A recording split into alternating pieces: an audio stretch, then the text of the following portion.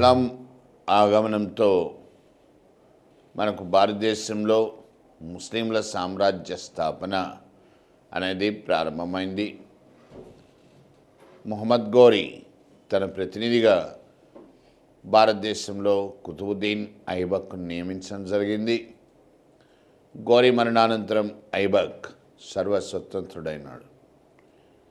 ఈ విధంగా ఢిల్లీ సుల్తాన్ల యుగానికి పునాదులు పడ్డాయన్నమాట. ఢిల్లీ సుల్తాన్ల యుగము దీంట్లోకి ప్రవేశించే ముందు మనము ప్రధానంగా సుల్తాన్లలోని రాజవంశాలు వీళ్ళ గురించి ప్రస్తావించాల్సి వస్తుంది.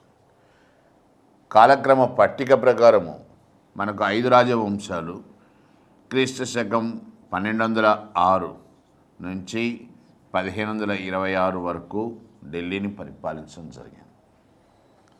దీంట్లో నెంబర్ 1 బానిస వంశం. బానిస వంశం స్లేవ్ డైనాసిటీ అంటాం. 1206 నుంచి 1290 దాకా. రెండోది ఖిల్జీ వంశం 1290 నుంచి 1320 దాకా. 3 తుగ్లక్ వంశం 1320 నుంచి 1414 దాకా. నెక్స్ట్ సయ్యద్ వంశం 1414 నుంచి 1451 దాకా. 5వది లోడీలు 1451 నుంచి 1526 దాకా. ఇవి ప్రధానంగా మనకు పాలక వంశాలు. ఈ పాలక వంశాల్లో బానిస వంశం, వీరిలో అత్యధికమైనటువంటి సుల్తాన్లు ఉన్నారు, 10 మంది. అతి తక్కువ సుల్తాన్లు లోడీలు అన్నమాట. లోడీల్లో కేవలం 3 సుల్తాన్లు అన్నమాట. అట్లాగే అత్యధిక కాలం మనకు తుగ్లకులు పరిపాలించారు, అతి తక్కువ కాలం ఖిల్జీలు పరిపాలించారు. ఈ విషయాలు కూడా మనం గుర్తుంచుకోవాల్సిన అవసరం ఉంటుంది. ఇక బానిస వంశంతో ప్రారంభిస్తే కుతుబుద్దీన్ ఐబక్ వంశస్థాపకుడు అన్నమాట. కుతుబుద్దీన్ ఐబక్కు సమస్య ఏమైంది అంటే, సుల్తాన్లు పరిపాలన దీనిలో ఇస్లాం ఎక్కడ కూడా, అంటే ఖురాన్ ఎక్కడ కూడా సుల్తాన్ అనే కార్యాలయాన్ని గుర్తించలేదన్నమాట. ఖురాన్ ప్రకారము కేవలము క్రియేటర్, సృష్టికర్త, హక్, ఆయన ప్రతినిధి ఖలీఫా, ఈ ఇద్దరిని మాత్రమే ఖురాన్ గుర్తించిందనమాట. ఐబక్ సమస్య ఏమిటి అంటే, తాను బానిసగా వచ్చాడు భారతదేశానికి ఘోరీతో పాటు. ఐబక్తో ఉన్నటువంటి సహచరులు సర్దార్ అంటే కమాండర్స్ అన్నమాట, సైనికపరమైన అధికారులు అన్నమాట. వీళ్ళెవరూ ఐబక్ని సుల్తాన్గా గుర్తించడానికి సిద్ధంగా లేరు. ముస్లింలకు ప్రతి శుక్రవారము ప్రత్యేక ప్రార్థనలు జరుగుతాయి. ఈ ప్రత్యేక ప్రార్థనని మనము ఖుత్బా అంటాం. ఖుత్బాలో ఎక్కడ కూడా మనకు ఐబక్ పేరు ప్రస్తావించబడలేదు. ప్రశ్న ఎట్లా అడిగాడు? ప్రత్యేక ప్రార్థనల్లో ప్రస్తావించబడని సుల్తాన్ ఎవడు? ఆ సుల్తాన్ ఎవడంటే ఐబక్ అన్నమాట. దాన్ని బట్టి మనకేం తెలుస్తున్నది అంటే, ఐబక్ సుల్తాన్గా గుర్తించబడలేదు, సర్దార్లలో ఒకడుగా గుర్తించబడ్డాడు అని చెప్పాలి. ఐబక్ ప్రధాన సర్దార్లలో ఒకడైనటువంటి బక్తియార్ ఖిల్జీ 1197 కల్లా బీహార్, బెంగాల్ ఈ ప్రాంతాలను ఆక్రమించాడు. ఐబక్ తానే స్వయంగా హన్సీ, మీరట్, కోయిల్ ఈ ప్రాంతాలను ఆక్రమించాడు. ఒక విధంగా కుతుబుద్దీన్ ఐబక్ తన స్థితిని, అంటే తన స్థాయిని సుస్థిరపరచుకుంటున్నాడు. ఆ సమయంలోనే యాల్డస్ పంజాబ్లో లాహోర్కి పాలకుడు అన్నమాట, గవర్నర్. యాల్డస్తో సమస్యలు వచ్చాయి ఐబక్కు. యాల్డస్ ఢిల్లీపై దాడి చేసే ప్రయత్నం చేశాడు. అందుకని ఐబక్ తనే స్వయంగా యాల్డస్ పైకి యుద్ధానికి వెళ్ళాడు. లాహోర్లో యాల్డస్ను ఓడించాడు. దురదృష్టవశాత్తు ఐబక్ అక్కడే లాహోర్లో చోగం అంటే పోలో అనొచ్చు మనం, గుర్రంపై స్వారీ చేస్తూ హాకీ ఆడుతారన్నమాట. దీన్ని చోగం అంటారు. ఈ ఆట ఆడుతూ గుర్రం పైనుంచి పడి చనిపోయినాడు ఐబక్. ఎక్కడ? లాహోర్లో. పండితులని కవులని చక్కగా ఆదరించాడు. అందుకనే ఐబక్ను లాక్ బక్ష్, అక్షర బక్ష్ అనేటువంటి పలు పేర్లతో కూడా పిలవడం జరిగింది. ఇప్పుడు ఐబక్ చనిపోగానే సుల్తాన్ ఎవరు కావాలి? ఇంకొక రెండో సమస్య ఏంది ఇక్కడ అంటే, ఇస్లాంలో వంశపారంపర్యం లేదు. తండ్రి తర్వాత పెద్ద కొడుకు రావాలా అనే నియమం లేదు ఇస్లాంలో. ఎవడు శక్తివంతుడో వాడు అధికారంలోకి రావచ్చు. రైట్ ఈస్ మైట్ అంటే కరెక్ట్గా చెప్పాలంటే సక్సెషన్ అంటే వారసత్వం అనేది లేదు ఇస్లాంలో. సర్దార్లు కుతుబుద్దీన్ ఐబక్ యొక్క కొడుకైనటువంటి ఆరామ్ షా ఈయన్ని సుల్తాన్గా ఉండడానికి ఆహ్వానించారు. ఆరామ్ షా కేవలం 1 సంవత్సరం మాత్రమే సుల్తాన్గా ఉన్నాడు. ఎందుకంటే పాలనా పట్ల ఆయనకు ఏ రకమైన ఆసక్తి లేదు. అందుకనే సర్దార్లు ఆరామ్ షాను తొలగించి కుతుబుద్దీన్ ఐబక్ యొక్క అల్లుడైనటువంటి ఇల్తుత్మిష్ లేదా అల్తమష్ అంటాం, ఆయన్ని సుల్తాన్గా నియమించడం జరిగింది. ఇల్తుత్మిష్ బానిస వంశానికి నిజమైన స్థాపకుడు అంట. ఎందుకంటే ఆయనతో కొత్త సాంప్రదాయాలు వచ్చాయి. బానిస వంశంలో అత్యధిక సుల్తాన్లు ఆయనతో రక్త సంబంధీకులు అన్నమాట. అందుకనే నిజమైన వ్యవస్థాపకుడు అంటాం ఇల్తుత్మిష్. ఇక ఇల్తుత్మిష్ సంస్కరణలు ఏంది? ఇల్తుత్మిష్ సంస్కరణలు ఆయన వచ్చే సమయానికి సమస్యలు చాలానే ఉన్నాయి. ప్రధానమైన సమస్యలు ఏంది అంటే అసలు ద్రవ్య వ్యవస్థ అనేది లేదు, కరెన్సీ సిస్టమ్ కావాలి. రెండోది సర్దార్లను నియంత్రించాల్సిన అవసరము ఉంది. సర్దారులు అత్యంత బలవంతులు, సైన్యాలను నడుపుతారు. సుల్తాన్ ఒక రకంగా సర్దార్ల మద్దతుపైనే ఆధారపడాల్సిన పరిస్థితి. అట్లాగే పాలనా వ్యవస్థలో ఉలేమాలు అంటే పురోహిత వర్గం, వీళ్ళు సుల్తాన్ యొక్క శాసనాలను సమీక్షిస్తుంటారు. అందరినీ కూడా నియంత్రించుకుంటూ పరిపాలన చేయాల్సిన అవసరం ఉన్నది ఇల్తుత్మిష్కి. అందుకనే ఇల్తుత్మిష్ ముందుగా కొన్ని సంస్కరణలు ప్రవేశపెట్టాడు. ద్రవ్య సంస్కరణలు మొట్టమొదటిసారిగా మనకు టంకా అనేది వెండి నాణ్యం, చిటాల్ అంటే రాగి నాణ్యం, ఈ నాణ్యాలను ప్రవేశపెట్టాడు ఇల్తుత్మిష్. నెక్స్ట్ నెంబర్ 2 వంశపారంపర్యం, డైనాస్టిక్ సక్సెషన్. ఇది ఇల్తుత్మిష్తోనే స్టార్ట్ అయింది. నెక్స్ట్ నెంబర్ 3 సర్దార్లు బలవంతులు, వాళ్లకు ప్రాతినిధ్యం ఉండాలా?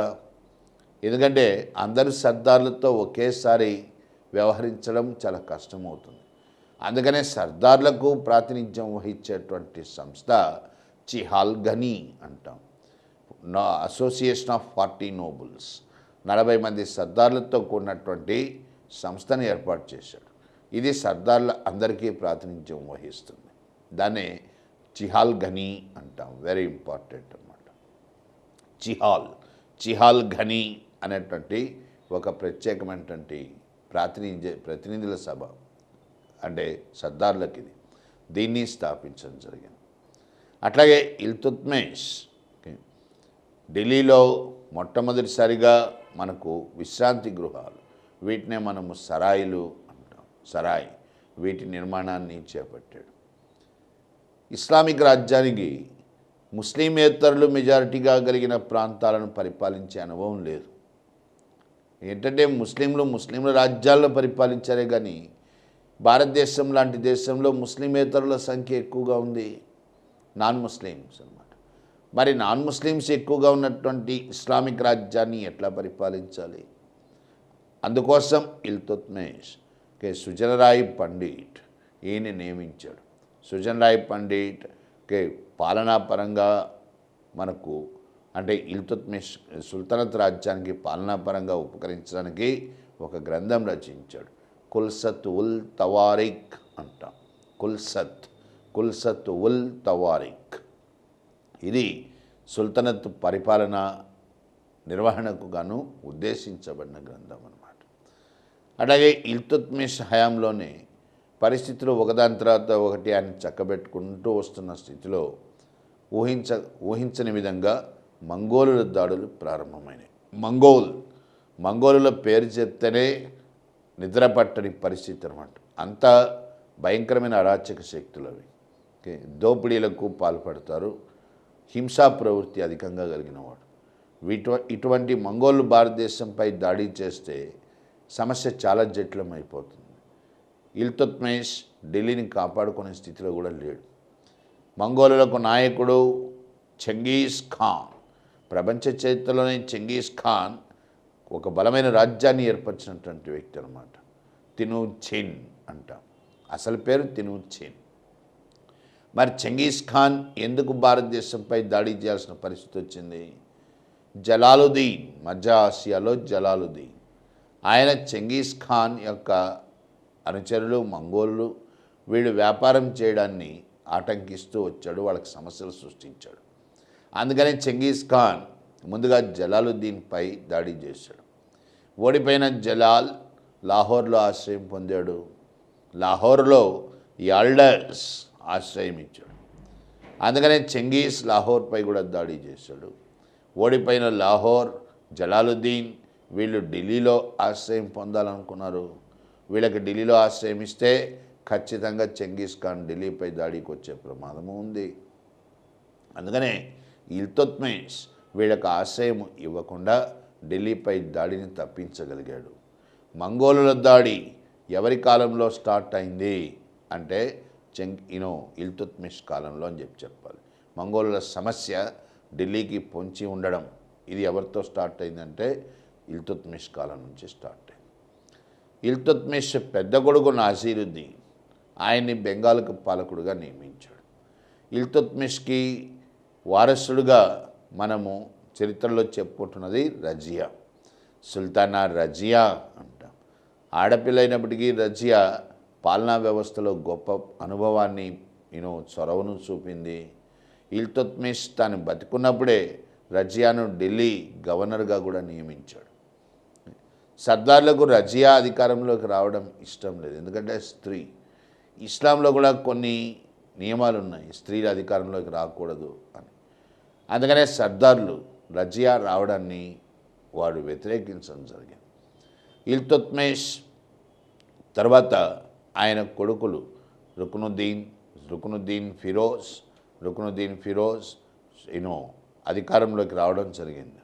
రజియా యొక్క క్లైమ్స్ అంటే రజియా అధికారంలోకి రావడాన్ని సర్దార్లు అంగీకరించలేదన్నమాట. కానీ అక్కడ జరిగింది ఏంటి అంటే రుకునుద్దీన్ ఫిరోజ్ యొక్క తల్లి షా తుర్కాన్ ఈమె పరిపాలనా వ్యవహారాల్లో జోక్యం చేసుకుంది. అది కాస్త చివరికి స్త్రీ పాలన అయింది. అందుకనే సర్దార్లు తిరిగి రజియానే సుల్తాన్గా ఉండడానికి ఆహ్వానించడం జరిగింది. ఇట్లా రజియా సుల్తానా ఢిల్లీ చరిత్రలో ఒకే ఒక్క స్త్రీ పాలకురాలు అని చెప్పచ్చు మనం. ఢిల్లీ చరిత్రలో రజియా తర్వాత మనకు మొట్టమొదటి ఉమెన్ చీఫ్ మినిస్టర్ అని మనం చెప్పుకోదగింది సుష్మా స్వరాజ్. ఓకే, ఇందిరాగాంధీ భారతదేశానికి ప్రతినిధిగానే మనం చూడాలి, ప్రధానిగానే చూడాలన్నమాట. సో ఢిల్లీ చరిత్రలో ఒకే ఒక్క స్త్రీ పాలకురాలు చరిత్రలో అంటే రజియా సుల్తానా. రజియా గొప్ప పాలనా దక్షత కలిగిన స్త్రీ అన్నమాట. కానీ ఆమెకు వచ్చిన సమస్య ఏంటంటే రజియా అబిసినియా బానిస యాకూబ్ వీడిపైన ఎక్కువగా శ్రద్ధ చూపింది. సైనిక వ్యవస్థలో అత్యంత కీలకమైనటువంటి పదవి అమీర్ ఏ అలోర్ అంటాం. అమీర్ ఏ అలోర్ అంటే అశ్విక దళాలకు అధిపతి. ఇది చాలా కీలకమైన పదవి. ఆ పదవిని కాస్త యాకూబ్కి కట్టబెట్టింది. ఇది టర్కిష్ సర్దార్స్. ఓకే, టర్కులు సుల్తాన్లలో టర్కులు చాలా ఉన్నతమైనటువంటి వర్గం అన్నమాట, చాలా డామినెంట్ అంటాం మనం. ఓకే, అంటే ఆధిపత్యాన్ని ప్రదర్శించే వర్గం అన్నమాట. వాళ్లకు సహజంగానే నచ్చలేదు. అబిసినియా అంటే ఆఫ్రికా నుంచి వచ్చిన బానిస యాకూబ్కి అంత ఉన్నతమైనటువంటి పదవిని ఇవ్వడము టర్కిష్ సర్దార్లకు నచ్చని విషయమైంది. పైగా రజియా యొక్క కజిన్ సహోదరుడు అల్తునియా భటిండాకి పాలకుడు. ఆయన రజియాపై రజియాని వివాహం చేసుకోవాలా అనే ప్రయత్నము చేశాడు. అల్తునియా రజియాపై తిరుగుబాటుకి సిద్ధపడ్డాడు. అందుకనే రజియా అల్తునియాను సమాధానపరచడానికే భటిండాకి వెళ్ళింది. ఆమె లేని సమయంలో ఆమె పైన కుట్ర జరిగింది. అంటే కొలువులో ఉండేటువంటి అధికారులు ముస్తఫీ, ముషరీఫ్, నయీబ్. ముస్తఫీ అంటే ఆడిటర్ జనరల్, ముషరీఫ్ అంటే అకౌంటెంట్ జనరల్, నయీబ్ అంటే ప్రతినిధి. వీళ్ళందరూ కూడా రజియాపై కుట్ర పన్నారు. రజియా బఠిండాకు వెళ్ళి అల్తునియాని వివాహం చేసుకొని ఢిల్లీకి వస్తున్నటువంటి మార్గంలోనే చంపివేయబడ్డది. రజియా మరియు అల్తునియా ఇద్దరూ చంపివేయబడ్డారు. అట్లా రజియా చరిత్ర అర్ధాంతరంగా ముగిసిపోయింది. రజియా తర్వాత మనకు బెహరాం షా, మసూర్ షా అనే పాలకులు వచ్చారు. కానీ వాళ్ళందరూ కూడా అసమర్థులు అన్నమాట. వీళ్ళ తర్వాత నాసిరుద్దీన్ మొహమ్మద్ 1265 నుంచి 1245 నుంచి 65 దాకా అన్నమాట. నాసిరుద్దీన్ మొహమ్మద్ ఒక 20 సంవత్సరాల పాటు సుల్తాన్గా కొనసాగాడు. నాసిరుద్దీన్ మొహమ్మద్ హయాంలోనే బానిస వంశంలోనే చాలా సుప్రసిద్ధుడు, గొప్పవాడు అని మనము ప్రస్తావించేటువంటి బాల్బన్ వెలుగులోకి వచ్చాడు. బాల్బన్ నాసిరుద్దీన్ మొహమ్మద్కి స్వయాన మామ అవుతాడు. అంటే బాల్బన్ కూతుర్ని నాసిరుద్దీన్ మొహమ్మద్ పెళ్లి చేసుకోవడం జరిగింది. నాసిరుద్దీన్ మొహమ్మద్ వాస్తవంగా పరిపాలన పైన ఏ రకమైన ఆసక్తి లేనివాడు. ఆయన కొలువులోనే మనకు మినాజ్ సిరాజ్, గొప్ప పర్షియా పండితుడు మినాజ్ సిరాజ్, కవి. మినాజ్ సిరాజ్ తబకత్ ఏ నసీరీ, తబకత్ ఏ నసీరీ అనే గ్రంథం రాస్తాడు. ఏమిటి గ్రంథం అంటే సుల్తాన్ల పరిపాలన ప్రారంభమైనప్పటి నుంచి నాసిరుద్దీన్ పరిపాలన వరకు ఉండే చరిత్ర అన్నమాట. ఒక గొప్ప ప్రామాణిక గ్రంథం అని చెప్పవచ్చు. 1265లో నాసిరుద్దీన్ మొహమ్మద్ హఠాత్తుగా చనిపోవడం జరిగింది. ఇది కూడా వివాదమే. కొంతమంది దీన్ని సహజ మరణం అన్నారు, కొంతమంది బాల్బనే చంపించాడని కూడా అంటారు. వాస్తవాలు తెలియదు. దీంతో బాల్బన్, గియాసుద్దీన్ బాల్బన్, ఈయన అధికారంలోకి రావడం జరిగింది. 1265 నుంచి 1286 వరకు గియాసుద్దీన్ బాల్బన్ ఢిల్లీ సుల్తాన్గా వ్యవహరించాడు. బానిస వంశంలో అత్యంత గొప్పవాడు, సుప్రసిద్ధుడు బాల్బన్. బాల్బన్ యొక్క గతం ఏంది? పుట్టుకతో బానిస. పుట్టుకతో బానిసల్ని మనము మేములాక్ అని అంటాం. పుట్టుకతో బానిస అంటే ఈయన తల్లి ఇతన్ని అమ్మేసింది. ఎవరికి అమ్మింది? ఖ్వాజా జమాల్ ఆఫ్ ఖొరాసాన్ మధ్య ఆసియాలోని ఖొరాసాన్లోని ఖ్వాజా జమాల్కి అమ్మేసి, ఖ్వాజా జమాల్ బాల్బన్ని ఇల్తుత్మిష్కి అమ్మేశాడు. అట్లా 2 సార్లు బానిసగా అమ్మబడ్డాడు బాల్బన్. బాల్బన్ ఇల్తుత్మిష్ కొలువులో చేరాడు. నీటి కావళ్ళు మోసేవాడు. వృత్తిపరంగా ఆయన వృత్తి నీటి కావళ్ళు మోయడం. వృత్తి పట్ల మంచి అంకిత భావం ఉన్నవాడు, నిజాయితీపరుడు. సెన్స్ ఆఫ్ పర్పస్ అంటే చేస్తున్న పనిలో చక్కగా నిమగ్నం అవుతాడు. అందుకనే ఇల్తుత్మిష్ బాల్బన్ పట్ల కొంత ఆదరణను కనబరిచాడు. బాల్బన్ మీర్-ఏ జహందర్ అంటే ఇల్తుత్మిష్ అంగరక్షకులకు నాయకుడిగా నియమించబడ్డాడు. రాయల్ ప్యాలెస్కి ఇన్ఛార్జ్, రాజా ప్రాసాదానికి ప్రతినిధిగా నియమించబడ్డాడు. తర్వాత ఇల్తుత్మిష్ బాల్బన్ను తన ప్రతినిధిగా చిహాల్గనీలో నియమించాడు. చిహాల్గనీకి బాల్బన్ అధ్యక్షుడిగా వ్యవహరించాడు. ఇంకా అక్కడి నుంచి బాల్బన్ ఎప్పుడు వెనక్కి తిరిగి చూడలేదన్నమాట. అంచెలంచెలుగా ఎదిగాడు. తన కళ్ళతో 6 సుల్తాన్లని చూశాడు. సుల్తాన్ల సమస్యలేందో బాల్బన్కి క్షుణ్ణంగా తెలుసు. సమస్యలేంది అంటే సుల్తాన్ సర్దార్లలో ఒకడుగానే పరిగణించబడుతున్నాడు, కానీ సుల్తాన్ యొక్క స్థాయి, గౌరవానికి తగ్గట్టుగా ఆయనకు గుర్తింపు లేదు. అందుకే బాల్బన్కి కొన్ని కఠినమైనటువంటి నిర్ణయాలు తీసుకున్నాడు. కొన్ని సెన్సేషనల్ అంటే సంచలనాత్మకమైనటువంటి సంస్కరణలకు పూనుకున్నాడు. వాటిలో మనకు ముఖ్యమైనది ఏంది అంటే సుల్తాన్ కార్యాలయం, రాజరికం ఇది దైవంతో సమానమైంది అని ప్రకటించాడు బాల్బన్. బాల్బన్ యొక్క ఉద్దేశంలో సుల్తాన్ దేవుడి యొక్క నీడ. Sultan is the shadow of God on earth. దీన్నే బాల్బన్ ఏమని పిలుస్తున్నాడు అనంటే జిలే ఇల్లాహి అంటాడు. జిలే ఇల్లాహి అంటే the shadow of God on earth. ఈ పదము చివరకు మొఘలుల కాలంలో కూడా అట్లాగే కొనసాగింది.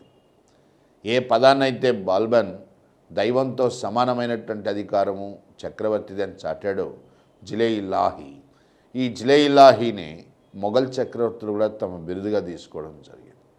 సో దైవం, రాజరికం దైవంతో సమానం అని బాల్బన్ ఘంటాపదంగా ప్రకటించడం జరిగింది. దానికి తగ్గట్టుగానే బాల్బన్ వ్యవహరించాడు. మద్యపానము పూర్తిగా మానేశాడు. 24 గంటలు రాజు దుస్తులతోనే కనబడేవాడు బాల్బన్. కఠినమైనటువంటి క్రమశిక్షణను ప్రకటించాడు.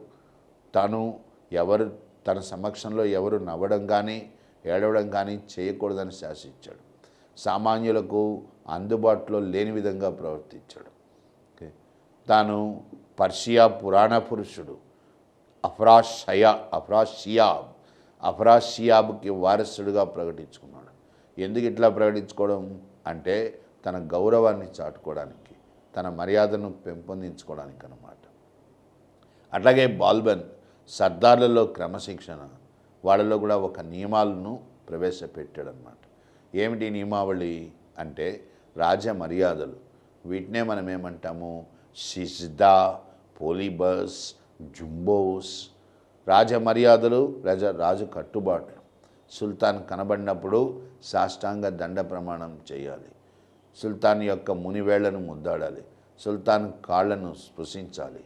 ఇట్లాంటి కస్టమ్స్, సాంప్రదాయాలు, సిజ్దా, పోలిబస్, జుంబోస్, వీటిని ప్రవేశపెట్టాడు బాల్బన్. సర్దారులు బలపడుతున్నారు. అందుకు కారణమేంది, వాళ్ళకు ఒక సమావేశం ఉంది, వాళ్ళ ప్రాతినిధ్యం వహించే సంస్థ ఉంది, చిహాల్గని. అందుకనే బాల్బన్ చిహాల్గనిని రద్దు చేసేసాడు. ఎందుకంటే దాని ద్వారా సమస్యలు వస్తున్నాయి. సర్దార్లు రాజ్యానికి సమస్యలు సృష్టిస్తున్నారు వాళ్ళు. అందుకనే చిహాల్గనిని రద్దు చేసేసాడు. అట్లాగే సర్దార్లు బలవంతులవుతున్నారు. ఎందుకు బలవంతులవుతున్నారు అంటే వాళ్ళకు ఇక్తా, ఇది చాలా చాలా ముఖ్యమైనటువంటి విధానం. సర్దార్లకు జీతాలకు బదులుగా ఇక్తాలు ఇవ్వబడతాయి. ఇక్తా, IQTA ఇంగ్లీష్లో. ఇక్తా అంటే ఏంది, జీతానికి బదులుగా ఇవ్వబడ్డ భూమి. ఈ భూముల్ని సర్దార్లు అనుభవిస్తున్నారు. సుల్తాన్కి వ్యతిరేకంగా కుట్రలు చేస్తున్నారు. వాళ్ళు బలపడడానికి గల కారణం ఏంటంటే సువిశాలమైనటువంటి భూములు వాళ్ళ ఆధిపత్యంలో ఉన్నాయి. ఇట్లా జీతానికి బదులుగా భూములు ఇచ్చేటువంటి పద్ధతిని మనకు ఇల్తుత్మిష్ ప్రవేశపెడతాడనమాట. ఇక్తా విధానము ఎవరితో వచ్చింది అంటే ఇల్తుత్మిష్తోనే వచ్చిందనమాట.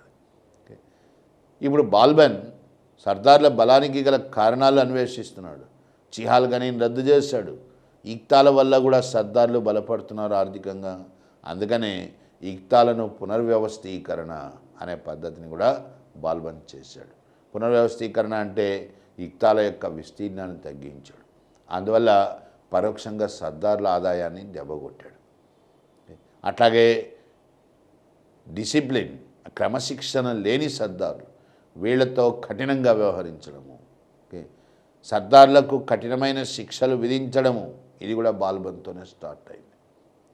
ముఖ్యంగా బెంగాల్ పాలకుడు టుగ్రీల్ ఖాన్ బాల్బన్పై తిరుగుబాటు చేస్తాడు. ఆ తిరుగుబాటును అణచివేయడానికి బాల్బన్ అమీర్ ఖాన్ని పంపుతాడు. కానీ దురదృష్టవశాత్తు అమీర్ ఖాన్ ఓడిపోయినాడు. బాల్బనే స్వయంగా టుగ్రీల్పై దాడికి వెళ్ళాడు. తిరుగుబాటు చేసిన టుగ్రీల్ ఖాన్ని, ఓడిపోయిన అమీర్ ఖాన్ని, ఇద్దరిని కూడా సజీవ దహనం చేశాడు బాల్బన్. తిరుగుబాటు చేయడం ఎంత నేరమో, సుల్తాన్ తరఫున వచ్చిన సేనాధిపతి అయ్యుండి అమీర్ ఖాన్ ఓడిపోయినాడు. అది సుల్తాన్ ప్రతిష్టకు దిగజార్చినట్టయింది. ఇట్లా బాల్బన్ సర్దార్లపై కఠినమైన శిక్షలు విధించడం కూడా చేశాడు. ఢిల్లీ పరిసర ప్రాంతాల్లో బందిపోటు దొంగలు, దారుణమైనటువంటి దోపిడీలకు పాల్పడతారు. వీళ్ళు ప్రజలను భయభ్రాంతులు చేస్తారు. మివాటీలు అంట. వీరిని అత్యంత కఠినంగా అణిచేశాడు. ఏ స్థాయిలో అణిచేశాడు, అర్ధరాత్రి కూడా స్త్రీలు స్వేచ్ఛగా తిరగగలిగేటువంటి స్థితిని తీసుకొచ్చాడు బాల్బన్. అట్లాగే బాల్బన్ కొత్త సంస్కరణల్లో భాగంగానే నవరోజ్, పర్షియా న్యూ ఇయర్ అంటే పర్షియా నూతన సంవత్సర పండగ, దాన్ని దాన్ని ఏమంటామంటే నవరోజ్ అంటాం. ఈ నవరోజ్ని జరుపుకునే పద్ధతి, దీన్ని కొత్తగా ప్రవేశపెట్టాడు. ఇంకా బాల్బన్ సంస్కరణలేంది, కొత్తగా ఒక మంత్రిత్వ శాఖ, సైనిక నిర్వహణ కోశంగా ఒక కొత్త డిపార్ట్మెంట్ను ప్రవేశపెట్టాడు. దాన్నే మనం ఏమంటాము, దివాన్ ఏ ఆరజ్ అంటాం. దివాన్ ఏ ఆరజ్ అంటే సైనిక మంత్రిత్వ శాఖ, మిలిటరీ డిపార్ట్మెంట్. ఇందుకు అధిపతి ఆరజ్ ఏ ముమాలిక్, అంటే సర్వసేనాధిపతి అన్నమాట. సర్దార్లు వాళ్ళకి వ్యక్తిగతంగా సైన్యాలు ఉంటాయి.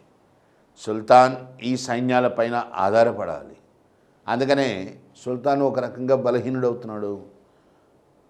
పరోక్షంగా బాల్బన్ ప్రయత్నం ఏమిటంటే, అదే సుల్తాన్ ప్రత్యక్షంగా సైన్యాన్ని పెట్టుకుంటే సర్దార్ల నుంచి ప్రతిఘటన వస్తుంది. అందుకనే బాల్బన్ పరోక్షంగా ఒక శాఖను ఏర్పరిచాడు. ఆ శాఖకు ఒక అధిపతిని నియమించాడు. ఆ అధిపతి సుల్తాన్కు బాధ్యత వహిస్తాడు. ఇట్లా పరోక్షంగా సైన్యాలపైన కూడా బాల్బన్ నియంత్రణ చేయడం జరిగింది. ఇవన్నీ చాలా ముఖ్యమైనటువంటి సంస్కరణలు అని చెప్పాలి. వాటి ద్వారా సుల్తాన్ కార్యాలయం బలపడ్డది. ఒక రకంగా పాలనా వ్యవస్థలో సుల్తాన్కు దశాదిశ నిర్దేశం చేసినవాడు బాల్బన్ అన్నమాట. బాల్బన్ ఇట్లా సమస్యలను పరిష్కరించుకుంటూ పరిస్థితిని చక్కదిద్దుతున్న సమయంలో తిరిగి మంగోలుల దాడులు ప్రారంభమైనాయి. మంగోలుల దాడులను ఎదుర్కోవడం సమస్యాత్మకము. అందుకనే బాల్బన్ కొంచెం కలత చెందాడు. బాల్బన్ సరిహద్దుల్ని కాపాడేటువంటి బాధ్యతను ఇద్దరికి అప్పచెప్పాడు. జలాలుద్దీన్ ఖిల్జీ మరియు బాల్బన్ పెద్ద కొడుకు ప్రిన్స్ మొహమ్మద్, ఈ ఇద్దరు మంగోలుల దాడులు ఎదుర్కోవడానికి నియమించబడ్డారు. వీరిద్దరూ మంగోలులపై ఘన విజయం సాధించారు. కానీ దురదృష్టవశాత్తు మొహమ్మద్ రాజకుమారుడు ఈ యుద్ధంలో చచ్చిపోతాడు, ప్రిన్స్ మొహమ్మద్. ఇది బాల్బన్కు తేరుకోలేని దెబ్బ కొట్టినట్టయింది. ఆల్రెడీ 75 ఏళ్ళ ముసలివాడైపోయినాడు బాల్బన్. పైగా పెద్ద కొడుకు చనిపోయినాడు మంగోళ్ళ దాడుల్లో. ఏ క్రమశిక్షణ అయితే తను ఇట్లని ఉద్వేగాలని అణుచుకోలేకపోయినాడు. పెద్ద కొడుకు పోయాడనే దిగులతోనే బాల్బన్ చనిపోవడం జరిగింది 1226లో. కాబట్టి ఇక్కడ ఏంటంటే మనం గ్రహించాల్సింది, బాల్బన్ ఏ విధానాలను అయితే ప్రవేశపెట్టాడో ఆ విధానాలే సుల్తాన్లకు, మొఘల్ చక్రవర్తులకు కూడా, అందరికీ, ముస్లిం పాలకులందరికీ కూడా ఆదర్శప్రాయంగా నిలిచాయి.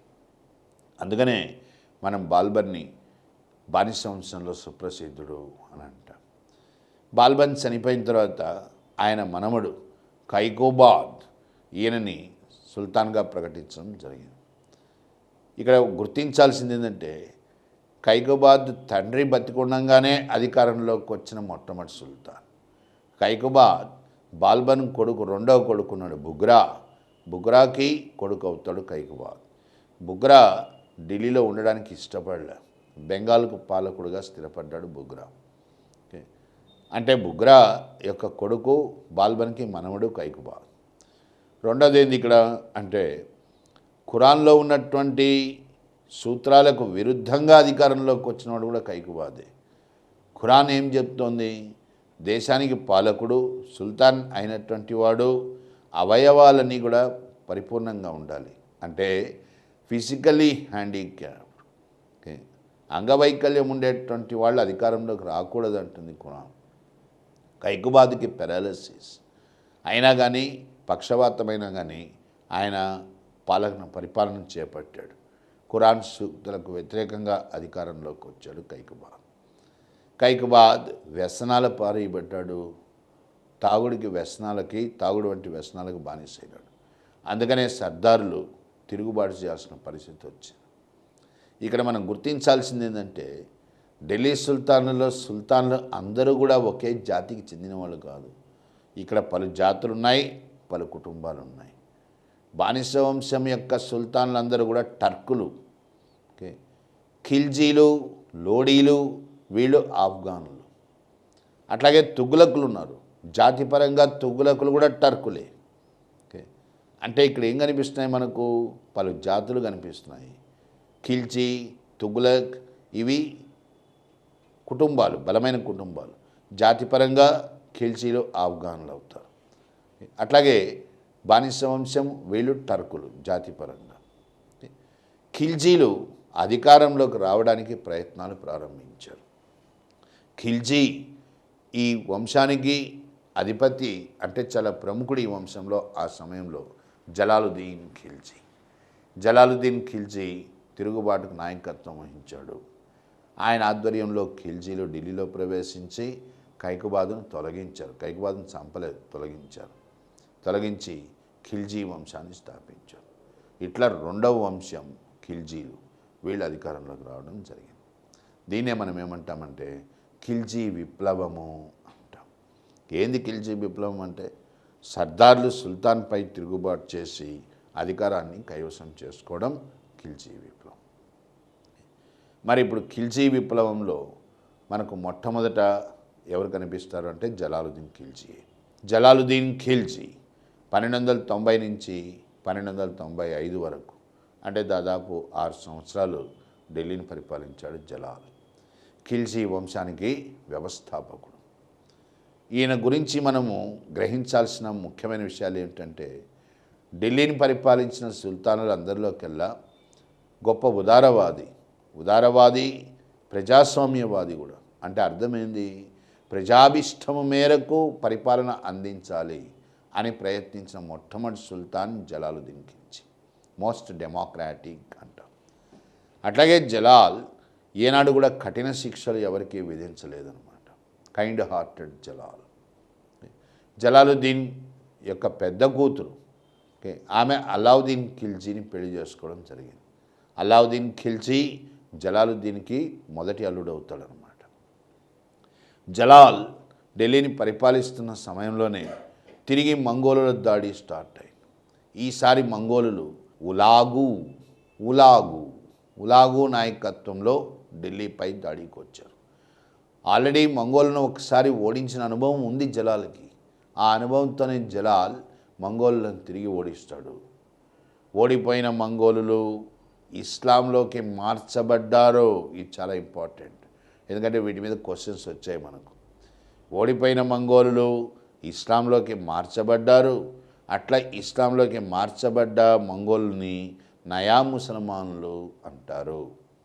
ఎగ్జామ్లో వాడు ప్రశ్న ఎట్లా ఇచ్చాడు, నయా ముసల్మాన్లు అని ఎవరిని అంటారు అని అన్నాడు. నయా ముసల్మాన్లు అని ఎవరిని అంటాము అంటే ఓడిపోయి ఇస్లాంలోకి మార్చబడ్డ మంగోళ్ళు అన్నమాట. ఈ మంగోలులకి నాయకుడు ఉలాగు అని చెప్పాం. ఈ ఉలాగుని జలాలుద్దీన్ ఖిల్జీ తన రెండవ అల్లుడుగా చేసుకున్నాడు. మొదటి అల్లుడు అలావుద్దీన్ ఖిల్జీ. అలావుద్దీన్ ఖిల్జీ ఉత్తరప్రదేశ్లోని కారాకి పాలకుడు. క్రమంగా అలావుద్దీన్ తనే సుల్తాన్ కావాలి అనేటువంటి ఆలోచనను పెంపొందించుకున్నాడు. సుల్తాన్ కావాలా అంటే మంది మార్బలము రెండు ఉండాలి. అందుకనే అలావుద్దీన్ ఖిల్జీ ఇక్కడ 2 తప్పులు చేస్తున్నాడు. అలావుద్దీన్ ఖిల్జీ ఏమిటవి అంటే సుల్తాన్పై సైలెంట్గా కుట్ర పంతున్నాడు అనమాట, రహస్యంగా. సుల్తాన్కి కూడా చెప్పకుండానే అలావుద్దీన్ ఖిల్జీ కారా వదిలిపెట్టేశాడు. అత్యంత ఐశ్వర్యవంతమైనటువంటి రాజ్యాలు ఉన్నాయి. ఎక్కడున్నాయి మనకు? దక్షిణ భారతదేశంలో, ముఖ్యంగా మహారాష్ట్రలో యాదవ రాజ్యం ఉంది. ఈ యాదవ రాజ్యం దాన్నే మనం దేవగిరి అంటాం. దేవగిరిని ముట్టడించడానికి అలావుద్దీన్ ఖిల్జీ వచ్చాడు. 1295లో అలావుద్దీన్ దేవగిరి ముట్టడించాడు. దేవగిరి యాదవరాజు అయినటువంటి రామచంద్రదేవ అలావుద్దీన్ ఖిల్జీ చేతిలో ఓడిపోయినాడు. అలావుద్దీన్ దేవగిరిని దారుణంగా దోచుకున్నాడు. దీంతో భయంకరమైన సంపద, అత్యధికంగా సంపద అలావుద్దీన్ వద్ద సమకూరింది. ఇక్కడ ఆయన చేసిన రెండో తప్పు ఏమిటి అంటే, మొదటిది సుల్తాన్కు చెప్పకుండా చేస్తున్నాడు. రెండో తప్పు ఏమిటి ఇక్కడ అంటే, యుద్ధాలకు పోయినప్పుడు ముస్లింలు విజయం సాధిస్తే 1/5 వంతు సుల్తాన్కి చెల్లించాలి. దీన్ని ఏమంటామంటే ఖామ్స్ అంటాం. పన్నుల వ్యవస్థలో ఇది ఒకటి అనమాట. ఆ తర్వాత చెప్తాను. ఖామ్స్ అని అంటాం. ఇక్కడ అలావుద్దీన్ ఈ ఖామ్స్ పరంగా 1/5 వంతు సుల్తాన్కి ఇవ్వాల్సింది కూడా ఇవ్వకుండా తన వద్దనే ఉంచుకున్నాడు. ఇవి అలావుద్దీన్ చేసినటువంటి తప్పులు. కానీ 1295 దేవగిరి ఆక్రమణ చాలా ఇంపార్టెంట్ అని ఎందుకంటున్నాము అంటే, ఒకవైపు అలావుద్దీన్ అవకాశం పెంపొందించుకున్నాడు. అంతకుమించి ముఖ్యమైన విషయం ఏంటంటే దేవగిరి అనేటువంటిది ముస్లింలు జయించిన మొట్టమొదటి ప్రాంతమైంది దక్షిణాదిలో. అంటే 1295 దేవగిరి ఆక్రమణ దక్షిణాదిలో ముస్లింలు ప్రవేశించిన మొట్టమొదటి సంఘటన. ఎక్కడ నీకు ముస్లింలు దక్షిణాదిలోకి వస్తున్నారు మొట్టమొదటిసారిగా అంటే దేవగిరిలోనే. ఆ సమయానికి ఢిల్లీకి పాలకుడు ఎవడు అంటే జలాలుద్దీన్. ఆ పని చేసింది ఎవరు అంటే అలావుద్దీన్. కానీ ఇక్కడ జలాల్ మొత్తం జరిగినటువంటి విషయాన్ని ఇంకొక రకంగా తీసుకున్నాడు. తన అల్లుడు దక్షిణ భారతదేశంలో మొట్టమొదటి విజయాన్ని సాధించాడు దేవగిరి పైన. అందుకే జలాలుద్దీన్ సంతోషంగా అలావుద్దీన్కి స్వాగతం పలకడానికి తనే స్వయంగా కారాకు వచ్చాడు. ఇక్కడ అలావుద్దీన్ మామైన జలాల్ని చంపేశాడు. చంపి జలాల్ అనుచరులు వీళ్ళందరినీ కూడా తన వైపు తిప్పుకున్నాడు. ఏ విధంగా దేవగిరి నుంచి తాను సాధించినటువంటి సంపద దీనంతా వాళ్ళకు పంచిపెట్టాడు. Alauddin purchased the loyalty of Jalal's commanders. ఇట్లా అలావుద్దీన్ ఒక రకంగా కుట్రపూరితంగా అధికారంలోకి రావడం జరిగింది. ఎందుకంటే అలావుద్దీన్ గొప్ప సమర్థుడు, గొప్ప ఆశావాది. ఆయన ఆశకు ఒక రకంగా అంతు లేదని చెప్పాలి. అలావుద్దీన్ ఆశ ఏమిటి అంటే ప్రపంచంలో అలెగ్జాండర్ వలె ఒక ప్రపంచం మొత్తం విస్తరించిన రాజ్యాన్నన్నా ఏర్పరచాలా, ప్రపంచాన్ని జయించాలా, లేదా ముహమ్మద్ ప్రవక్త వలె ఒక కొత్త మతాన్నన్నా స్థాపించాలా. ఈ విషయంలో అలావుద్దీన్ ఢిల్లీ ఖాజీ అలా ఉల్ ముల్క్ యొక్క సలహాను పొందాడు. ఖాజీ అలా ఉల్ ముల్క్ అలావుద్దీన్ ఖిల్జీకి ముందుగా భారతదేశాన్ని జయించమని సూచిస్తాడు. అంటే అలావుద్దీన్ ఖిల్జీలో మనకు గొప్ప సామ్రాజ్యవాదం కనబడుతుంది. ఇందుకు తగినట్టుగానే అలావుద్దీన్ ఖిల్జీ సికిందర్ ఏ సహానీ అంటే రెండవ అలెగ్జాండర్, ప్రపంచ విజేత అనేటువంటి అర్థం వచ్చే విధంగా బిరుదు తీసుకున్నాడు. అలావుద్దీన్ ఖిల్జీ సామ్రాజ్యవాదము ఇక్కడ మనకు దండయాత్రల పరంపర అనేది తెలుస్తుందన్నమాట. మొదటగా అలావుద్దీన్ 1296లో గుజరాత్పై దాడి చేశాడు. గుజరాత్ పాలకుడైనటువంటి రాణా కర్ణదేవ అలావుద్దీన్ చేతిలో ఓడిపోయినాడు. ఈ దాడిలోనే అలావుద్దీన్ కర్ణదేవుడి యొక్క భార్య కమలాదేవి ఆమెను చెరబట్టాడు. అట్లాగే గుజరాత్ దాడిలోనే అలావుద్దీన్ మాలిక్ కఫూర్, వాస్తవంగా మాలిక్ కఫూర్ హిందూ అయిన మాలిక్ కఫూర్ ఇస్లాంలోకి మార్చబడ్డాడు. తర్వాత చరిత్రలో మనకు కనిపిస్తాడు మాలిక్ కఫూర్ అత్యున్నత స్థాయికి వెళ్ళాడు. అలావుద్దీన్ యొక్క ప్రతినిధిగా ఎదిగాడు. అలావుద్దీన్ సైన్యాలను నడిపినటువంటి ఏకైక నాయకుడిగా కూడా మనకు మాలిక్ కఫూర్ కనిపిస్తాడు. అక్కడ ప్రశ్న ఎట్లా ఇచ్చాడు అంటే మాలిక్ కఫూర్ ఏ దండయాత్రలో అలావుద్దీన్కి పట్టుబడ్డాడు అని అడిగాడు. అలావుద్దీన్కి మాలిక్ కఫూర్ గుజరాత్ దాడిలో పట్టుబడతాడు. 1296 గుజరాత్ దాడి తర్వాత అలావుద్దీన్ 1299లో రణతంబోర్, రాజస్థాన్లోని రణతంబోర్ కోటపై దాడి చేశాడు. రాణా హమీర్ దేవ్ ఓడించబడ్డాడు. రణతంబోర్ ఆక్రమణకు గురైంది. 1303లో అలావుద్దీన్ చిత్తోడు ముట్టడించాడు. చిత్తోడు ముట్టడించడానికి గల ప్రధాన కారణం ఏంటి? ఇక్కడ మనకు ఒక చరిత్రకారుడు మాలిక్ ముహమ్మద్ జాయసీ అంటాం. మాలిక్ ముహమ్మద్ జాయసీ పద్మావత్ అనే గ్రంథం రాస్తాడు. అందులో ఆయన ఏం చెప్తున్నాడంటే అలావుద్దీన్ ఖిల్జీ చిత్తోడ్ను ముట్టడించడానికి ప్రధాన కారణం రాణా రతన్ సింగ్ యొక్క భార్య పద్మిని. ఆమె హిందుస్థాన్లోనే గొప్ప అందగత్తె.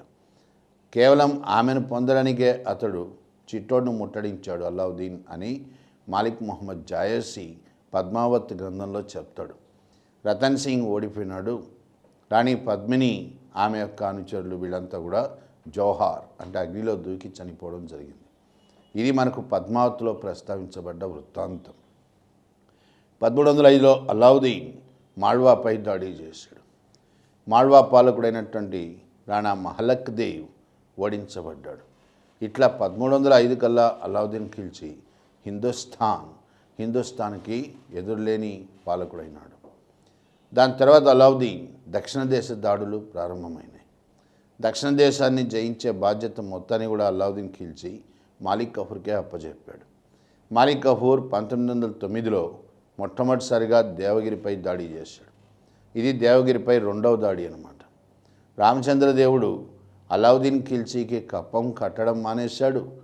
పైగా బద్ధ శత్రువైనటువంటి రాణా కర్ణదేవ అంటే గుజరాత్ పాలకుడైనటువంటి కర్ణదేవుడికి రామచంద్రదేవుడు ఆశ్రయం ఇచ్చాడు. ఆ కారణం చేతనే మాలిక్ కఫూర్ ముందుగా దేవగిరిని ముట్టడించాడు. రామచంద్రదేవ ఓడిపోవడం జరిగింది. కర్ణదేవుడి కూతురు దేవల్దేవి ఆమె ఇక్కడ పట్టుబడిన దేవల్దేవిని అలావుద్దీన్ ఖిల్జీ కొడుకైనటువంటి కిజ్రా ఖాన్కి ఇచ్చి వివాహం చేయడము జరిగింది. అలాగే మాలిక్ కఫూర్ దేవగిరి తర్వాత వరంగల్ ఓరుగల్లు కాకతీయ రాజ్యం దీనిపై దాడి చేశాడు. కాకతీయ పాలకుడైనటువంటి ప్రతాపరుద్రకి ఓడిపోవడం జరిగింది. ఓడిపోయిన ప్రతాపరుద్రుడు ఖిల్జీల ఆధిపత్యాన్ని అంగీకరించాడు. ఇది మొదటి దాడిలో జరిగినటువంటి సంఘటనలు. ఏమేమిటి అంటే దేవగిరి మరియు ఓరుగల్లు వీటి ఆక్రమణ జరిగాయి. మాలిక్ కఫూర్ రెండవ పర్యాయం వచ్చాడు మళ్ళీ దక్షిణ భారతదేశంలోకి. ఈసారి మాలిక్ కఫూర్ ప్రస్తుత కర్ణాటక రాష్ట్రంలోని హోయసాల ఈ రాజ్యంపై దాడి చేశాడు. హోయసాల రాజ్యానికి పాలకుడు వీరబల్లాళుడు. ఆయన మాలిక్ కఫూర్ చేతిలో ఓడిపోవడం జరిగింది. అదే సమయంలో తమిళనాడులో పాండ్యుల రాజధానిలో అంతర్యుద్ధం చోటు చేసుకుంది. కులశేఖర పాండ్య యొక్క కొడుకులు సుందర వీరిద్దరి మధ్య రాజ్యం కోసం ఘర్షణ తలెత్తింది. అంతర్యుద్ధం. ఈ అంతర్యుద్ధంలో మాలిక్ కఫూర్ పాలు పంచుకున్నాడు, అంటే చొరబడ్డాడు. సుందరాకు మద్దతు పలికాడు వీరాకి వ్యతిరేకంగా. ఈ మద్దతు పలికే ప్రయత్నంలోనే మాలిక్ కఫూర్ మదురైని దోచుకున్నాడు. పాండ్యుల రాజధాని మదురైపై విచ్చలవిడిగా దోపిడీ జరిగింది. మాలిక్ కఫూర్ 1313 కల్లా రామేశ్వరం చేరాడు. రామేశ్వరం వద్ద కీర్తి స్తంభాన్ని నాటించాడు. ఇట్లా అలావుద్దీన్ యొక్క ఖ్యాతి మనకు ప్రగతి అనే అలావుద్దీన్ యొక్క ఖ్యాతి రామేశ్వరం వరకు విస్తరించింది అని చెప్పవచ్చు. కానీ ఇదంతా కూడా మనం గ్రహించాల్సిన ముఖ్యమైన విషయం ఏంటంటే దక్షిణ దేశ రాజ్యాలను అలావుద్దీన్ ఖిల్జీ ఏనాడు పరిపాలించలేదు. ఆయనకు తెలుసు భారతదేశం మొత్తాన్ని పరిపాలించడం సాధ్యమయ్యే విషయం కాదని. అందుకనే అలావుద్దీన్ ఖిల్జీ సామ్రాజ్యం ఎక్కడి వరకు విస్తరించింది అంటే కేవలం మాల్వా వరకే. అలావుద్దీన్కి దక్షిణ దేశ రాజ్యాలు ప్రతి సంవత్సరము కప్పం కట్టే రాజ్యాలుగానే మనం పరిగణించాలి. అంతేగాని ఆయన రాజ్యంలో అంతర్భాగము అని చెప్పలేము. ఆయనకు ఆ ఉద్దేశం కూడా లేదు. ఎవరి కాలంలో ఢిల్లీ సామ్రాజ్యం సువిశాలంగా విస్తరించింది, ఎక్కువగా విస్తరించింది అంటే అలావుద్దీన్ కాదు, మొహమ్మద్ బిన్ తుగ్లక్ హయాంలో ఢిల్లీ సామ్రాజ్యం గొప్పగా విస్తరించిందన్నమాట. ఎందుకంటే తుగ్లకులు ఏ ప్రాంతాన్ని జయించారో ఆ ప్రాంతాన్ని పరిపాలించారు కాబట్టి. ఇట్లా అలావుద్దీన్ సామ్రాజ్యవాదం మాల్వా దక్షిణ దేశ రాజ్యాలు వీటన్నిటిపైన కూడా ప్రభావం స్పష్టంగా కనబడుతుంది. అలావుద్దీన్ యొక్క గొప్పతనం ఏంది అంటే కేవలం ఆయన ఒక గొప్ప సామ్రాజ్య నిర్మాతే కాదు, గొప్ప సంస్కరణవాది. పాలనా వ్యవస్థలో ప్రతి రంగంలో కూడా అలావుద్దీన్ తనదైనటువంటి ముద్రను వేశాడు. ఎక్కడెక్కడ కనిపిస్తాయి అలావుద్దీన్ సంస్కరణలు? రాజకీయ రంగంలో అలావుద్దీన్ ముందుగా సర్దారుల ప్రాబల్యాన్ని అణచడానికి నిశ్చయించుకున్నాడు. ఎందుకంటే సర్దారులు ఎప్పటికైనా సుల్తాన్లకు సమస్య. సర్దార్లు బలపడడానికి గల కారణాలు ఏంది? అలావుద్దీన్ ప్రకారము 3 కారణాలు ఉన్నాయి. ఒకటి ఇక్తా విధానము, రెండోది వచ్చేసి సర్దారులు తమ కుటుంబాల మధ్య వివాహ సంబంధాలు ఏర్పరచుకోవడము, మూడోది సర్దార్లు తాగుడు. దీనికి ఈ వ్యసనానికి వాళ్ళు ఎక్కువగా పాల్పడడం.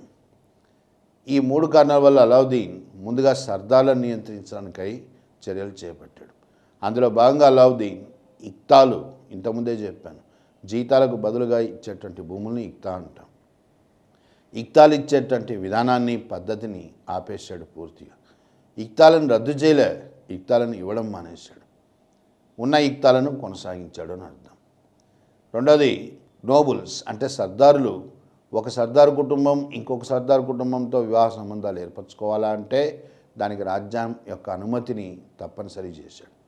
అంటే సుల్తాన్ అనుమతి లేకుండా సర్దార్లు వివాహ సంబంధాలు ఏర్పరచుకోకూడదు అని అలావుద్దీన్ శాసించాడు. దానివల్ల సర్దార్లు బలపడకుండా ఉండడానికి ఒక అవకాశం ఏర్పడ్డదన్నమాట. అట్లాగే అలావుద్దీన్ ఖిల్జీ వీళ్ళు బహిరంగంగా వీళ్ళంతా కూడా తాగుబోతనం వల్ల వీళ్ళు సహజంగానే వీళ్ళలో ఒక రకమైనటువంటి మిత్రత్వం ఇవి ఏర్పడతాయి. అందుకనే సర్దార్లు బహిరంగంగా మద్యపానం చేయడం, దీన్ని అలావుద్దీన్ నిషేధించాడు. సర్దార్ల యొక్క కదలికలపైన సీక్రెట్ ఏజెంట్స్ అంటే మనకు గూఢచారులు వీళ్ళని నియమించాడు. వీళ్ళని ఏమని పిలుస్తామో అని అడిగాడు ఎగ్జామ్లో. వీళ్ళని ఏమని పిలుస్తామంటే సహజంగా సుల్తనత్ అడ్మినిస్ట్రేషన్ పాలనా వ్యవస్థలో గూఢచారిని దబీర్ అని అంటాం, దబీర్లు అని అంటాం. అట్లాంటిది అలావుద్దీన్ హయాంలో నోబుల్స్ అంటే సర్దార్లపైన గూఢచార్యం చేయడానికి అలావుద్దీన్ మొహిత్సీబ్ అనేటువంటి అధికారులను నియమించాడు. మొహిత్సీబ్ వాస్తవంగా ఏం చేస్తాడు? మొహిత్సీబ్ అనేటువంటి వాడు రాయల్ సెన్సార్ ఆఫీసర్. అంటే ఖురాన్ని ఎవరు ఉల్లంఘించినా అపవిత్రం చేసినా వాళ్ళని శిక్షించే బాధ్యత మొహిత్సీబ్ది. అభ్యంతరకరమైనటువంటి పనులు చేయకుండా నిరోధించాల్సిన బాధ్యత మొహిత్సీబ్ది. అలావుద్దీన్ హయాంలో మొహిత్సీబ్ సర్దార్లపైన స్పయింగ్ అంటే సర్దార్లపైన గూఢచర్యం చేసేవాడు. సర్దార్ల కదలికలను సుల్తాన్కి నివేదించేవాడు. ఒక్క అలావుద్దీన్ ఖిల్జీ హయాంలో మొహిత్సీబ్లు మాత్రము సర్దార్లపై గూఢచర్యం చేశారు అని గుర్తించాలి. వాస్తవంగా మొహిత్సీబ్ రాయల్ సెన్సార్ ఆఫీసర్ అన్నమాట. ఇట్లా అలావుద్దీన్ కొంతమేరకు సర్దార్లను నియంత్రించగలిగాడు. నెక్స్ట్ అలావుద్దీన్ మిలిటరీ సంస్కరణలు, సైనికపరమైన సంస్కరణలను చేపట్టాడు. ఏ రకమైన సైనికపరమైన సంస్కరణలు? అసలు ఢిల్లీ సుల్తాన్ల చరిత్రలో తనకు మొట్టమొదటిసారిగా ఒక సిద్ధ సైన్యం, పర్మనెంట్ స్టాండింగ్ ఆర్మీ ఏర్పరచుకున్నటువంటి మొట్టమొదటి సుల్తాన్ అలావుద్దీన్ ఖిల్జీ. ఆయనకు ముందున్నటువంటి సుల్తాన్లకు ఎవరికి కూడా సిద్ధ సైన్యం లేదు. అలావుద్దీన్ ఖిల్జీ తన సైన్యం తనకుగా ఏర్పరచుకున్నాడు. దానికి కారణం ఏమని చెప్తున్నాడు? మంగోలుల దాడులు ఉన్నాయి. ఆ విషయానికి వస్తే అలావుద్దీన్ ఖిల్జీ హయాంలో మంగోలులు ఎక్కువసార్లు భారతదేశంపై దాడి చేశారు. కుబ్లాయ్ ఖాన్ ఆధ్వర్యంలో మంగోలులు దాదాపుగా 7 సార్లు భారతదేశంపై దాడికి రావడం జరిగింది. దీని కారణంగా చూపిస్తూ అలావుద్దీన్ తనకంటూ ఒక సిద్ధ సైన్యాన్ని ఏర్పరచుకున్నాడు. అట్లా సుల్తాన్ సర్దార్లపై ఆధారపడాల్సిన పరిస్థితి లేకుండా పోయింది. మరి సిద్ధ సైన్యం ఏర్పరచుకోవాలంటే ఏ విధానాన్ని పాటించాలి? అలావుద్దీన్ స్వయంగా సైనిక నిర్వహణ దీన్ని చేపట్టాడు. సైన్యంలో ప్రతిభను గుర్తించాడు. తనే స్వయంగా నియామకాలు చేపట్టాడు. నియమించబడినటువంటి సైనికుల్లో ప్రతిభా పాఠవాలు గుర్తిస్తూ వాళ్ళ యొక్క సర్వీస్ రికార్డ్స్, దీన్నే చెహరా అంటాం. ఈ చెహరాలను రూపొందించడం అనేటువంటిది అలావుద్దీన్ హయాం నుంచే స్టార్ట్ అయింది. అట్లాగే అలావుద్దీన్ సైన్యంలో కొత్త సంస్కరణలు ప్రవేశపెడుతున్నాడు. ఏమిటది అంటే సైనికులకు ఇచ్చేటువంటి సామాగ్రి, ఆయుధాలు మరియు వాహనాలు ఇట్లాంటివన్నిటినీ కూడా వీళ్ళు దుర్వినియోగపరుస్తుండేవాడు. అంటే మార్కెట్లో అమ్మేసి డూప్లికేట్ వస్తువులు తెచ్చేవాడు. ఇట్లాంటి పద్ధతులు నిరోధించడానికి అలావుద్దీన్ ఖిల్జీ దాగ్ విధానము అనే ఒక కొత్త విధానాన్ని ప్రవేశపెట్టాడు. ముఖ్యంగా దాగు విధానం కింద గుర్రాలపై వెనక భాగాన ముద్ర వేస్తారు. ఎందుకంటే గుర్రం చాలా ఖరీదైంది. సైనికులకు ఇచ్చే గుర్రాలను వాళ్ళు అమ్మేసి పనికిరాని గుర్రాలను తెస్తున్నారు. అందుకని ఈ డూప్లికేషన్ అంటాం. ఇట్లా మాల్ ప్రాక్టీసెస్ అనేటువంటివి జరగకుండా ఉండడానికి అలావుద్దీన్ ఖిల్జీ దాగు విధానం ప్రవేశపెట్టాడు. ఈ విధానం కింద ముద్రించబడ్డ రాజగుర్తున్నటువంటి గుర్రాలను అమ్మిన వాళ్ళు, కొన్నవాళ్ళు ఇద్దరు కూడా నేరస్తులుగానే పరిగణించబడతారన్నమాట. ఇది దాగు విధానము అంటాం. అట్లాగే అలావుద్దీన్ ఖిల్జీ సైనికులకు జీతాలు, వాళ్లకు భూములు అనేటువంటి ఇవ్వడం మానేశాడు. సామాన్యంగా చిన్న స్థాయి సైనికులకు ఇనాములు ఇస్తారు. ఈ ఇనాందారీ విధానాన్ని రద్దు చేసి జీతాలు ఇచ్చే పద్ధతిని ప్రవేశపెట్టాడు. దాన్ని ఏమంటాము అంటే ఇతలాక్ విధానము అంటాం. ఇట్లాంటి చాలా ఇంపార్టెంట్ ఎగ్జామ్ పాయింట్ ఆఫ్ వ్యూలో. ఇతలాక్ విధానము అంటే సైనికులకు జీతాలు చెల్లించడం, నగదు రూపంలో, వస్తు రూపంలో కాకుండా. మరి ఎంత జీతం ఇవ్వాలి? సంవత్సరానికి 234 టంకాలు. టంకా అంటే వెండి నాణ్యాలు. ఈ మేరకు జీతము నిర్దేశించబడ్డదన్నమాట. ఇప్పుడు అలావుద్దీన్ ఖిల్జీ సైనిక పరంగా సంస్కరణలు పెట్టాడు, తనకంటూ సిద్ధ సైన్యాన్ని ఏర్పరచుకున్నాడు. మరి ఈ సిద్ధ సైన్యాన్ని నిర్వహించాలా అంటే జీతాలు ఇవ్వడం జరుగుతుంది. జీతాలు ఎక్కువ స్థాయిలో ఇస్తే ఆర్థిక వ్యవస్థపై భారం పడుతుంది. అందుకనే అలావుద్దీన్ తన సైనిక సంస్కరణలకు అనుబంధంగానే మార్కెట్ సంస్కరణలు చేపట్టాడు. మార్కెట్ సంస్కరణలు అంటే ఏంది? మార్కెట్ ధరలను నియంత్రించడం. అలావుద్దీన్ యొక్క విధానం ఏమిటంటే ఇచ్చే జీతాలు ఎక్కువ కాకపోయినా అవి మానవుడి యొక్క అవసరాలు తీర్చే విధంగా ఉండాలి. సైనికులకు తక్కువ జీతాలు ఇవ్వాలి, తక్కువ జీతం ఇచ్చినా వాళ్ళకి ఏ ఇబ్బంది లేకుండా చూడాలి. అందుకనే ముందుగా మార్కెట్లో ధరలను నియంత్రించడం, ఇది అలావుద్దీన్తో స్టార్ట్ అయింది.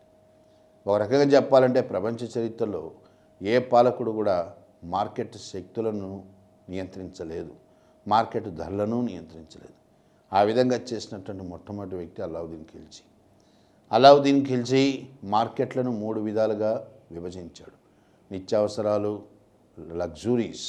లగ్జరీస్ అనంటే ధనవంతులకు ఉద్దేశించబడ్డ మార్కెట్లు, అట్లాగే యుద్ధ సామాగ్రి, వీటికి ఉద్దేశించబడ్డ మార్కెట్లు. ఇట్లా మార్కెట్లను పలు విధాలుగా విభజించాడు.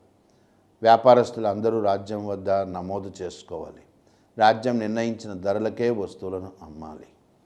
ఏమాత్రం తేడా వచ్చినా సుల్తాన్ సహించడు, కఠినంగా ధరలను అమలు చేసేవాడు. అందుకోసం అలావుద్దీన్ ఖిల్జీ బరీద్ అనేటువంటి వేగులు అంటే స్పైస్ వీళ్ళని నియమించాడు. రోజులో సుల్తాన్ కనీసం 3 సార్లన్న ధరలు ఎట్లా ఉన్నాయో తెలుసుకుంటాడు, పరీక్షిస్తాడు. అక్రమాలకు పాల్పడినటువంటి వ్యాపారస్తులు వీళ్ళని అలావుద్దీన్ ఖిల్జీ చాలా కఠినంగా శిక్షించాడని చెప్పి మనకు తెలుస్తోందన్నమాట. మార్కెట్లో ధరల నియంత్రణకై అలావుద్దీన్ ఖిల్జీ షామ్స్ ఏ మండీ అంటే ఒక కంట్రోలర్ ఆఫ్ మార్కెట్స్ అనేటువంటి అధికారిని కూడా నియమించడం జరిగింది. అలావుద్దీన్ యొక్క మార్కెట్ సంస్కరణలు అనేవి ప్రపంచ చరిత్రలో ఒక వింతగా చెప్పుకుంటాం అన్నమాట. ఎంత కరువు కాటకాలు వచ్చినా ఢిల్లీ పరిసర ప్రాంతాల్లో ఎక్కడ కూడా ఇసుమంతా కూడా మార్కెట్ ధరలో తేడా రాకుండా ఈ సంస్కరణను అమలు చేయడం జరిగింది. మనకి ఎగ్జామ్లో ఇంకో ప్రశ్న ఎట్లా ఇచ్చాడు అంటే అసలు ఆయన ఎందుకు ధరలను నియంత్రిస్తున్నాడు, దాని వెనకాల ఉద్దేశం ఏంది అని అడిగాడు. ఉద్దేశం కొంతమంది చెప్పింది ఏమిటి అంటే హిందూ వ్యాపారులను దెబ్బకొట్టడానికి అని.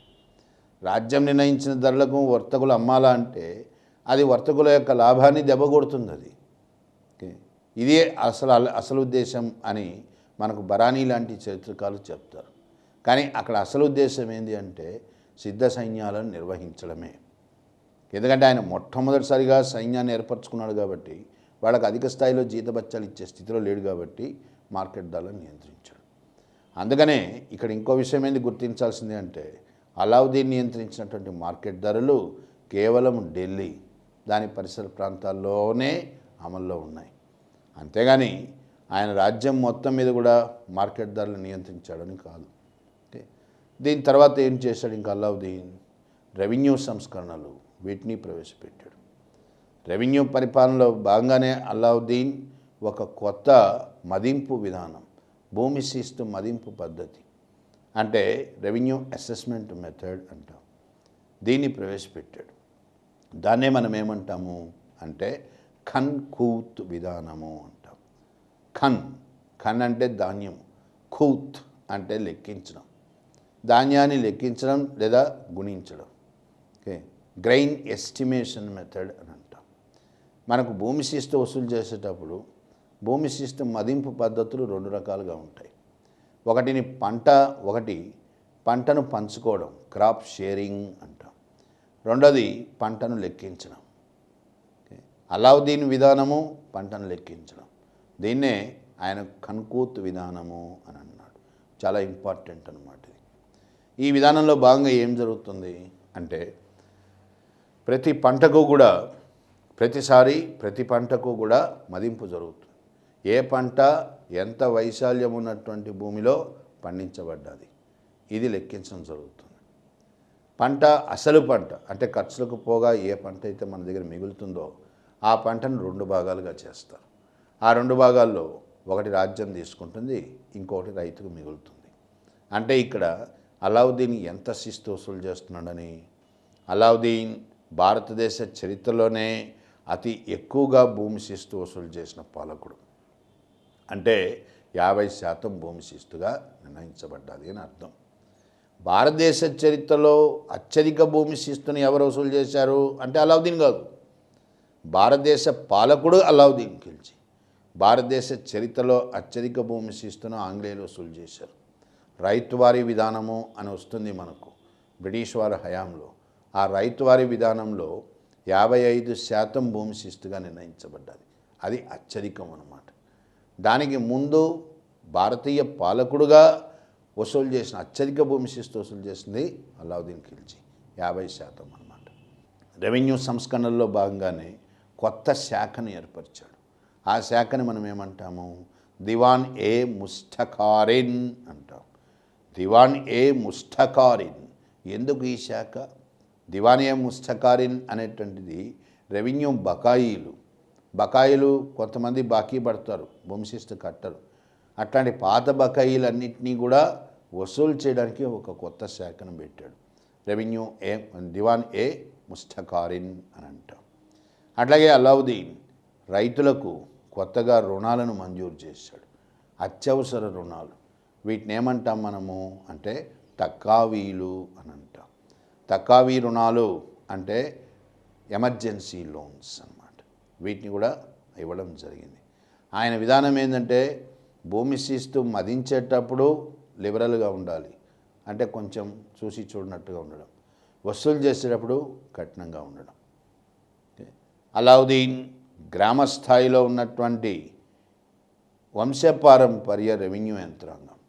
గ్రామ స్థాయిలో వంశపారంపర్య రెవెన్యూ యంత్రాంగం ఎవరు? కోట్స్, ముకడ్డం, చౌదరి, పట్వారీ, వీళ్ళంతా కూడా గ్రామ స్థాయిలో ఉండేటువంటి హిందూ రెవెన్యూ అధికారులు. ఈ వ్యవస్థని మొత్తాన్ని రద్దు చేశాడు. ఎందుకంటే అలావుద్దీన్ ప్రకారము ఏ కార్యాలయము వంశపారంపర్యంగా ఉండకూడదు, ముఖ్యంగా రెవెన్యూ కార్యాలయం. అందుకనే గ్రామ స్థాయిలో రెవెన్యూ అధికారుల యొక్క వంశపారంపర్యము ఈ విధానాన్ని అలావుద్దీన్ రద్దు చేయడం జరిగింది. ఇవి ఆయన యొక్క ముఖ్యమైనటువంటి రెవెన్యూ సంస్కరణ.